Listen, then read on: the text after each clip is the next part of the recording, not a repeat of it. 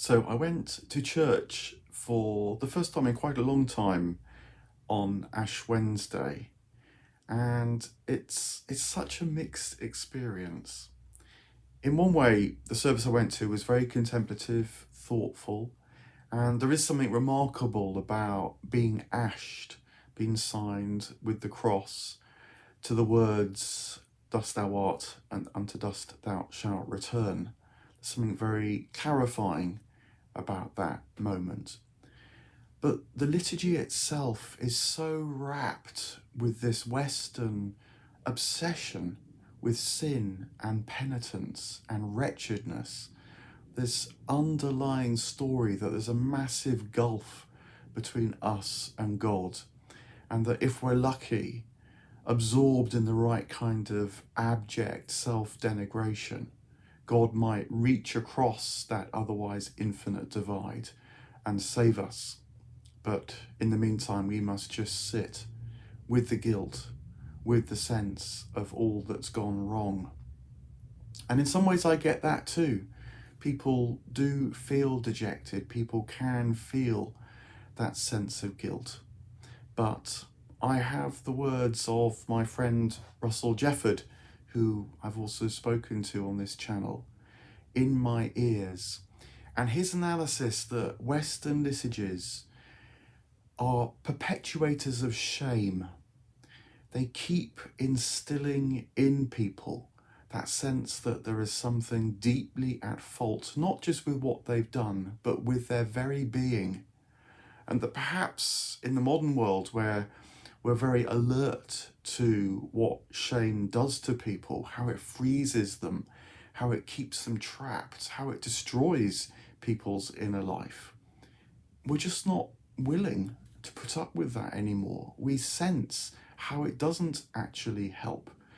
And the framing, therefore, of so many Christian services, particularly in times like Lent, with acts that instill shame, beginning and ending with expressions of how terrible we are in God's sight, I think they just won't do. Now, the service I went to was saved somewhat by the readings. There was one from 2 Corinthians where St. Paul talks about how this is the day of your salvation. And that's different. That's saying that attending right now, God can be found, that there isn't a gap. There's a presence, there's a consciousness which can be born through this season.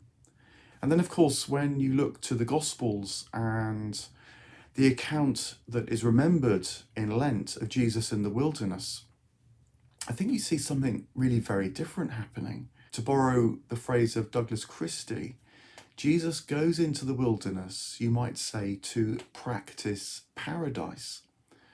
The temptations are a refusal of this worldly abnegation, this worldly power, this worldly anxiety, and instead a turning to that which is more, and also here, the kingdom of God that is waiting to break through by our turning towards it. So, in the story, the devil appears and first of all asks Jesus to turn stones into bread.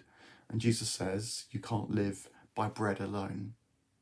A really remarkable temptation, actually, given the stress that's put in the West, not just on abnegation, but also on social justice and the need to provide material goods, which of course is a good thing in a way, but when that becomes the sole preoccupation, as the devil is tempting Jesus, what can get missed is spiritual nourishment that's also available, that's also near. And so Jesus says, no, I won't turn the stones into bread. It's a bit like the scene between the Inquisitor and Jesus in the Brothers Karamazov, where the Inquisitor says, look, people want their needs to be satisfied, and without them, society breaks down. And Jesus kisses the Inquisitor and says, you've missed the point. Society breaks down when people become anxious about their existential concerns, about who they are, about their disconnection from all things. And unless you see that, you can provide as much bread as you like, and there'll still be panic, there'll still be dread. And then the second temptation, where Jesus is invited to perform spectacles, miracles, show for sure, objectively, beyond all doubt, with all the evidence that people demand, that God is here. And Jesus says no, because that doesn't change people. That keeps people stuck in the same mentality, the secular demand for life in the way that we understand it, and so thwarts the change that can bring in the kingdom, thwarts the change that opens the eyes that can see, the ears that can hear, that attends to a different kind of beauty, the beauty of the lilies of the field, the beauties of the birds of the air, that give no thought for the morrow, and so know of God's presence today. Jesus practicing paradise, I think, in his encounter with the devil in that way.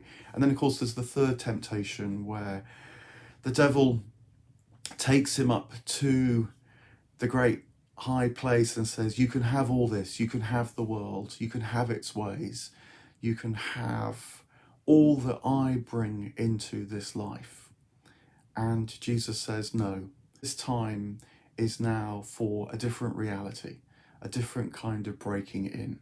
It's going to ask people to face death, but in order that a tremendous reorientation, which is actually a remembrance, can take place, and people know that the source of their life is God's life, that their origin and their destiny is ever present, even in the here and now, that the kingdom of God is not coming here or there, but the kingdom of God is within you.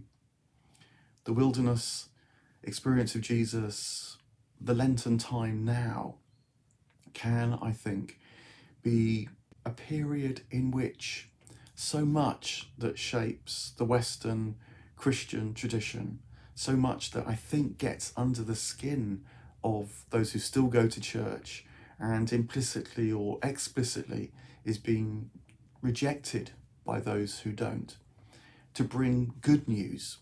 The kingdom of God is here. It can change life now.